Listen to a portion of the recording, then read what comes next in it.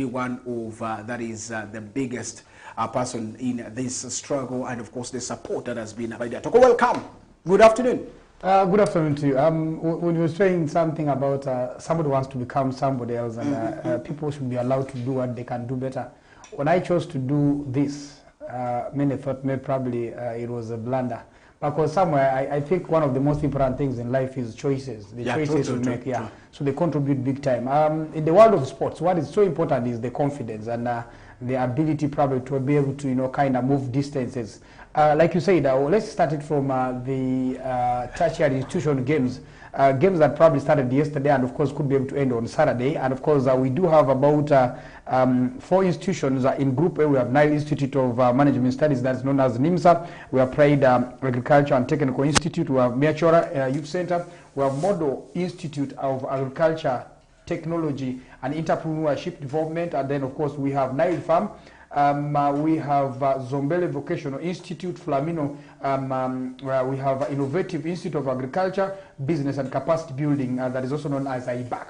But then unfortunately 2 institutions pulled off. I did give you the fixture version, of course, now Zombele is out, and then Flamino is already out, and of course this is down to probably administrative issues. Now that means those are in the boys category. The girls category, again, the 2 institutions pulled out. That means we have football for girls, football for boys. We also have netball, we have volleyball, and so those are some of the activities that happen in there. Let's start from the fixture in football. Yesterday we did see NIMSA draw 0-0 with Pride in men. Mechora played with Miete. That is, of course, an institution that Model Institute of Agriculture, Technology and Entrepreneurship Development in the, of course, game that ended at 2-0 for the Model team. And of course, NIMSA beating in Miete by 2-0 in ladies category. Nile Farm drawing 1-1 with IBAC, that is the Institute of Agriculture and Business India, of course, drawing 1-1, and then Nile Farm drawing 1-1 with Zombele is one of the games that actually we'll be able to mention in there. Of course, Miete did actually go on to play a game with the Pride in the ladies, that of course ended 0-0. So those are some of the games that happened in there. Of course, we did have J2 that started today with a couple of games on card, including in IBAC. Losing to Nile Farm by 2-0 in the men's category. In the men's category, ladies category, we did see the NIMSA probably going in to beat IBAC by 3-0. As we speak, there should be action either with Pride and Nile Farm. That game should be about to come to an end. And then Pride takes on Maichora in men.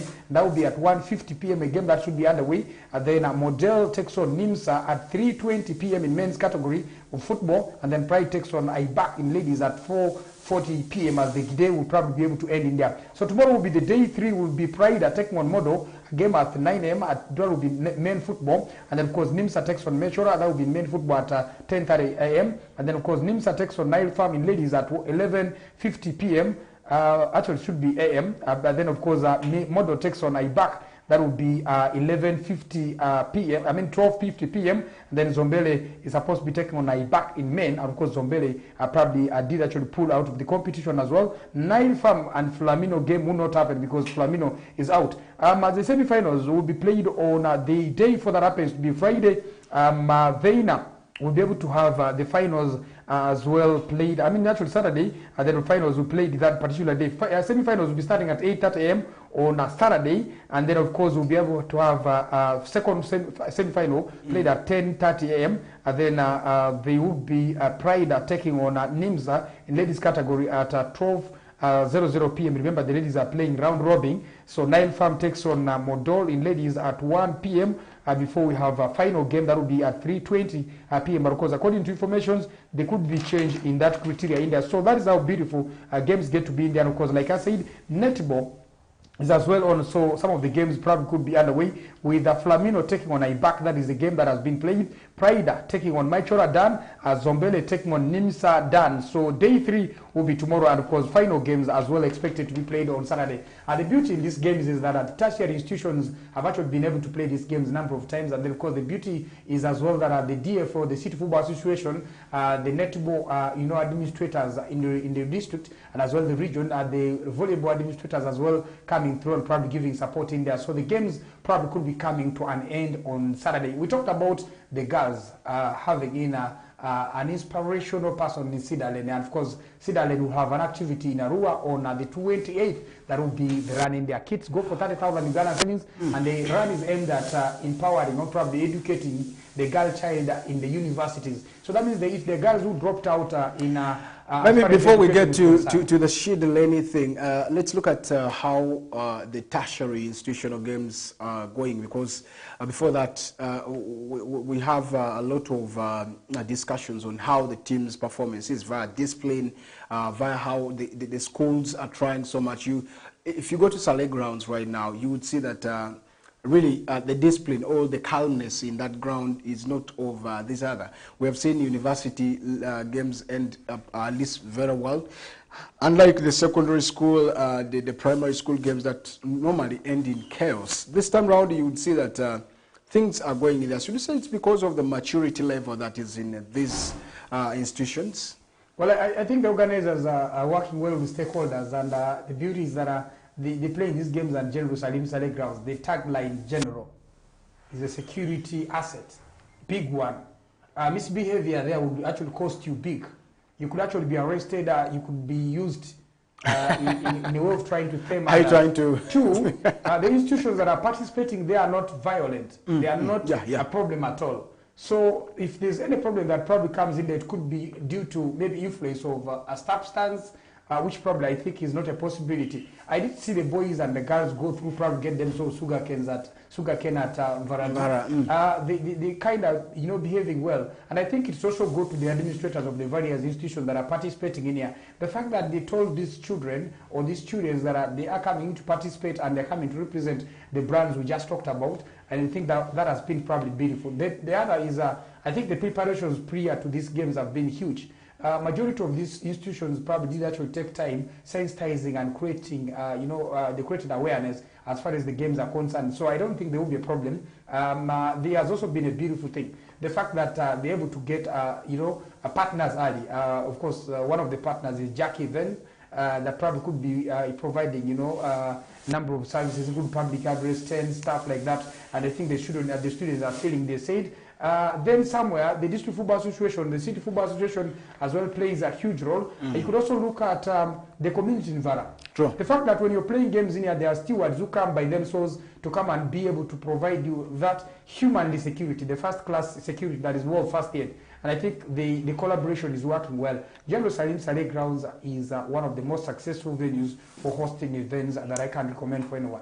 All right, now that's one of the biggest things that is happening right about now. And at Varadri, not Varadri, but General Salim Saleh Grounds, you would see that a lot of things that are happening there are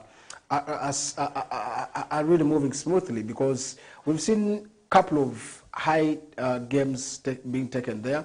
But I think there's still a lot to be done, because ever since, in fact, Leo Football Club, I should say, was relegated, and I think they gave up on football. You couldn't see much from there, even the work to be done. Let's say they used to maintain the ground. They used to make sure that everything there looks to be like a football ground. But most of the time, you would see that even the poles, the posts, are no longer there. They fix them maybe prior to the games to see that things work out. It's more or less becoming like how Barifa is. Though I don't think there's vandalization that takes place there. But I think all these things need maintenances every time, because let's say checking on the poles, because the poles there are wooden poles that they are using, poles that are not metallic. So I think you have a point. You have a point. It says that Leo Football Club, that was probably under the stewardship of Moses, actually did a good job together with Moses, and was trying to make sure that the playground is playable. That means that the percentage of the grass over there probably could be a big. But then what happens is that of late, I think too many games are played over there that probably eats the grass out. And then I think the fact that they needed to put in standard goalposts is as well a very big thing, and I think the other time it was totally into the hands of Leo Football Club. Have they pulled off? That's also one thing I don't think Leo off. Leo as football club, yes, they might not be playing football for now, but I think the management is still involved in that. It's a project they started together with General Salim Saleh administration in India. So I think what is so important is for them to try and look at what things they can be able to fix during this period and make sure that things are flowing well. Well then, this cannot be done without stakeholders, and this City Football Association that probably runs affairs in here has a big stake in here. And then I think one of the things I would go to advocate for is what about if the idea of degazetting Barifa comes, and that we'll be able to have probably a much wider place, because from the look of things, the project over there would have been a bigger project that could be benefiting the youth. We don't have places in city that would be able to actually call home, even for the homeless. We need a place where you probably have your peace of mind. You don't have anybody in town, and you feel you're comfortable probably sitting under a shade, and somebody does not disturb your peace. Sometimes you need yourself. So I think such periods need a place where you can actually be very safe. But then just a track record of how this got in there, how probably things could get improved, and I think there's a lot coming in often that I don't need to disclose. The beauty is the security laws have passed in there, so I think even in the near future, football could be played over there at night. All right, let's wait and see how exactly that will be like for, of course, the Salim Saleh grounds, but of course expecting a lot of things that could change right there. And I want to say, this is all about football management and maintenance. Now, this is one issue that is affecting Arua City Football Club. The last time I was with you here, I said there should be nothing about this is under us. Yes, it is under you who is maintaining. You know, when there are no games, the city does not pay attention to these grounds. You see, even Salim Saleh grounds is here, but they don't. But when it is now time for games, they need a pitch. First of all, I was thinking, Barry Fental has been into the hands of the city. What is the problem that they can't have a pitch? Just like you should be knowing that up to now there's no permanent ground for that is Arua City Football Club. They tried on Duparaka's Greenlight Stadium, yes, but I think the agreement was not all that fruitful. Mvara boys or the Manya boys are not also giving their pitch. I don't know why. Though they're in the fourth division, but they still have the ownership right there. Though it's also under the church, but maintaining and the rest is still under them as a football club because they have that agreement, just like our Duparaka's agreement with Church of Uganda.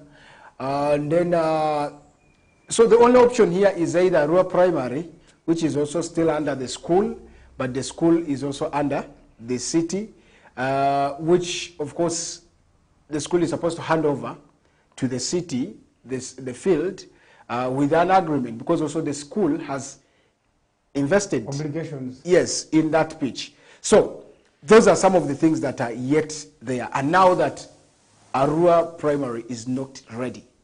Police grounds, yes, it's for the police team, yes, but you will see that the pitch is not to the standard yet. So all these are some of the challenges. Tokai can confirm to you that Arua City Football Club has no playground, and they will have to use police ground yet again. What is your take about that? I think first of all, the biggest problem we have is there's a communication gap. By law, Arua City Football Club should be the football club with most homes. Yes. Because it belongs to the city, certainly they have an advantage. Then two, it takes also communication probably for them to be somewhere. Last season they played at Greenlight Stadium, like you mentioned. Why did they play there? Why were they successful there?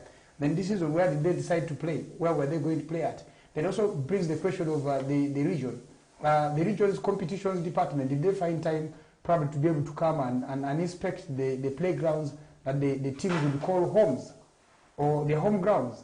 I've been told, just to cut you short, that like for Arua City Saga, that the Western Region FA that does the club licensing, is it the club licensing committee or the competition, are saying that the only pitch they know is Mvara and Arua, I mean a Greenlight Stadium, which of course this year I can tell you that this season there's no region official that has come to inspect these pitches.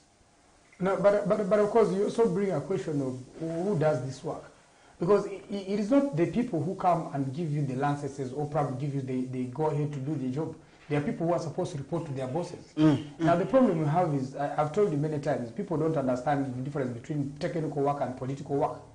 You can't be a politician representing regional league clubs and then again somewhere you're doing it contrary, and that's why it is hard to differentiate between the competitors department and the CDP. The CDP, or probably the independent panel that is supposed to be running affairs. So in that essence, I don't know. I don't know much about the law, especially the other law, the constitutional law, the other law of the government. Yeah, it could be anything. But then, to my understanding, the game of football has its own criteria of people working in there.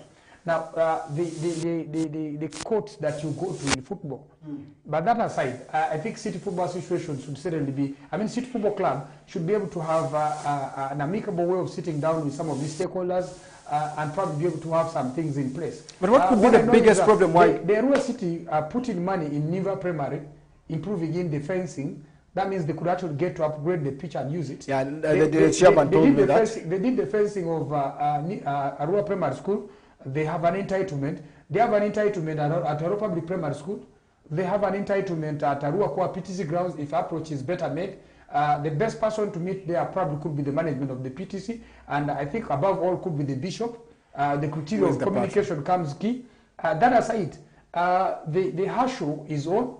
The Barifa that we have been actually singing about has issues. Muni NTC has a good pitch, but takes a communication. Muni University grounds or the university pitch is available because the city is from Riki to Dramachako, from Lia to Lokira Agoro. So the distances, Ileko, that side of Abbey Farm, down there. So that means any place that they identify and they probably could be able to host games could be probably good, including in St. Joseph's College Ombachi, Mvara SS grounds, Giaco Primary School grounds. So the issue is, how do they get to communicate? How do they have this better? And that's the reason I said there's need for these guys to thoroughly analyze how the football club structures are. Because you can't have a football club that the mayor probably does not have any major responsibility to play in there. The city clerk does not have a major role to play in there. The division clerks, the chairpersons or the mayors of the divisions do not have any say. So this is complicated. What about maybe if they're not interested? That means there has to be a board. The board that coordinates between the city and the technical persons or the persons in the club. But I wanted us to leave that because the major issues, there are more serious issues than this, because the city has a budget of about 5 billion shillings. When money talks, mankind listens. Maybe one day they will wake up and say, we would want to put a football ground in 1 week, and with artificial turf it works. All right. So let's discuss. Our time is really running so fast, but that's one big thing. Of course, I was concerned for such a team without, of course, this is the team that you could say like the cases here is. So with time, what if they proceed or go to the higher levels? Where will they host the games? Because they are, let's say, FUFA Big League needs standards where you're supposed to start from. So those are some of the things, and they are supposed to be working upon them now before, of course, it reaches far. Now, of course, before we get to the regional league, games that are right there, or how it has been going, I want us to just highlight a bit about how the run shall be for, that is Shida Leni. And what is the biggest reason for organizing this? Because that's also a very, very big thing. She is one of Uganda's top-notch sprinters in that is Uganda, and she has also proven to be one of the names that has raised up, of course, the flag of Uganda in all the sprints that she has been making for Uganda. Of course, Sue O'Connor, Kevin, and of course the husband have always gotten in touch with me about how the girl is performing, how they keep giving her, of course, the needed support of training sessions and the rest. We did see Phoenix giving her, of course, partnership.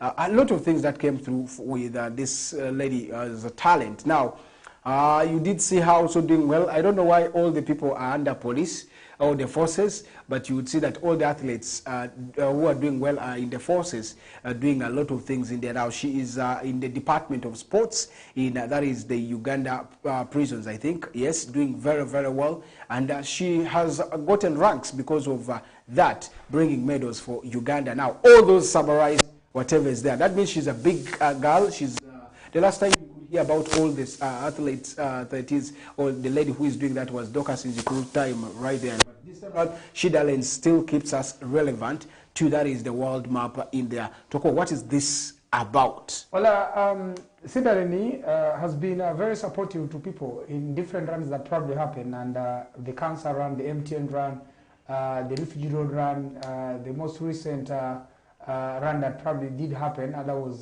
the West Nile Health Forum run. There is also a kind of another run coming on the 7th of December that happens to be the Red Cross run. There was supposed to be one record run. We did see... we saw that happen, I think, at Barifa. Bositima University. Bugama University probably did have a run. So this time around, it's probably about time that we'll be able to see something come in the way of Shida Lane. Now, this Shida Lane run that is aimed at helping girl child attain university education, especially for the most, the ones who don't have the privilege, who probably are in hardships. This run will be on 28th. There will be a press conference in Arua or in West Nile that probably could be in the way of this, but officially they actually did declare that the run will be taking place on the 28th and to be at 7 a.m. And of course, there will be different categories participating, from the elite to the most competitive, to the corporate, to the young ones, and that probably means the shortest distance will be 2 kilometers, the longest distance will be 21 kilometers. And now in this, the active athletes probably could be, going for the longer run in there, and of course they will be able to get themselves, couple of gifts or appreciations coming in through from the partners that probably Shida Lane has on board. Now, one of the big partners probably could be Lactic Sports, one of the institutions or associations she's attached to. Now, Shida Lane probably thinks that this would be one of the major ways to help the girl child. But then apart from that, there's also another run in Teregu that will be the charity run to support girl child education, especially in Teregu district. This Shida Lane one is a national activity. But then there's an activity that will be happening on the 16th, and this particular activity will be taking place down in Teregu in a place called Ngaziku. From Ngaziku to Ochodri. These are places where you'll be able to run on a better surface. You're not going to run on corners where probably your shoes get to have issues. So the bit is that we should participate in anything that probably calls your attention, that will be able to have better and bigger. One of the ways that we can actually be able to have these girls or these boys participate and they support big time or participate and probably be part of the sport is by involving them in sectors where there's money. And that's the reason you either see them in the prisons or the police, because even Dorcas Injikuru Baide is a police officer. Guy Mokwali is a commissioner in police. Shida Lane is a very big person in police. One of the persons was Baka Nyororo, who probably passed on. He was working with forestry. Much as people knew him for handling those who are probably getting charcoal illegally or probably doing deforestation, I think he probably did have a good record. We've had people, even Faustino, who probably is a manager to one of the best athletes in this country. I think somewhere we should be able to look at what we can do for these athletes, because improving them is better. After Dorcas Injikuru, we did have likes of the Babirias came through.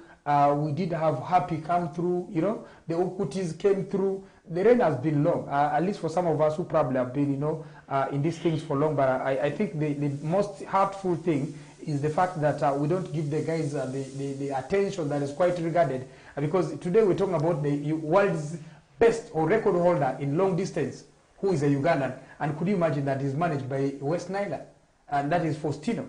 Of course, apart from Faustino managing this athlete, we're also trying to look at what Satan could be able to do to influence. So to me, Shida has done something good, and we should be able to support, just like any other, yeah. Now that she's taking it back to home, of course, Teregu, I think that's where she comes from. Teregu is where the girl child run, that is probably on 16th will be, but Shida Lane's run is aimed at educating the girl child in university.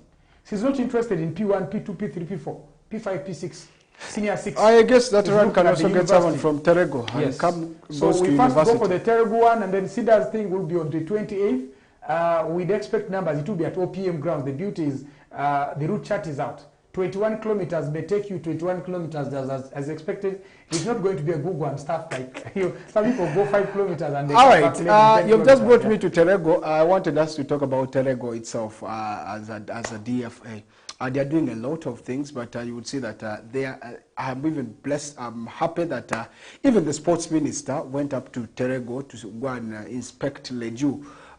stadium where the stadium where of course a lot of things you saw, and that is a project that was of course given to, that is Terego. There were other districts that were given this project, but they refused to give land. Terego was one of the beneficiaries that gave land. Now, out of all that, my challenge is that Terego has not come up with a team to say that this is the team we are presenting and want to push it up to that is maybe the big league or regional league and this. What could be the biggest problem with Terego now that they're a district of their own? I think one of the biggest problems is the mindset. People down there probably could be thinking that it takes a lot for a team to be somewhere. And then again, I think the presence of too many teams. Like for example, you have a team in Uwandi. Yes. You also have a team in Wafa. You have a team this side of area, the Liria Leopards. You have a team in Ochodri, the Juba Park. So every other person, I mean every other trading center you reach to, you have a team. So what is the possibility of probably having the best players join a particular team? That becomes now a trouble thing. Because maybe Lavdi comes from Giaco, he wants to play for the Giaco team. Tiobe comes from Vara, he wants to play for the Vara team. So maybe these are the two good players that could be able to take the team to another level. But I think the management, or from the DFA chairman to the general secretary of the district, they're probably trying to make sure that football gets to be a very organized thing. I did see some of their communications in their platform.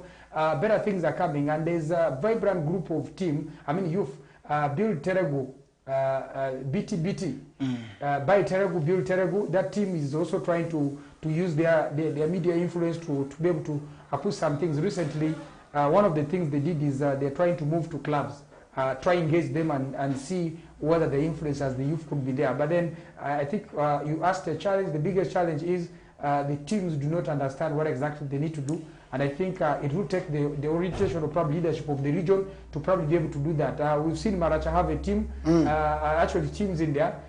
We've seen Koboko have teams. We've seen Yumbe have teams. Madiokol have teams. Teregu should have teams, probably for us to have a balance. At one point, there was a team coming through from Obongi.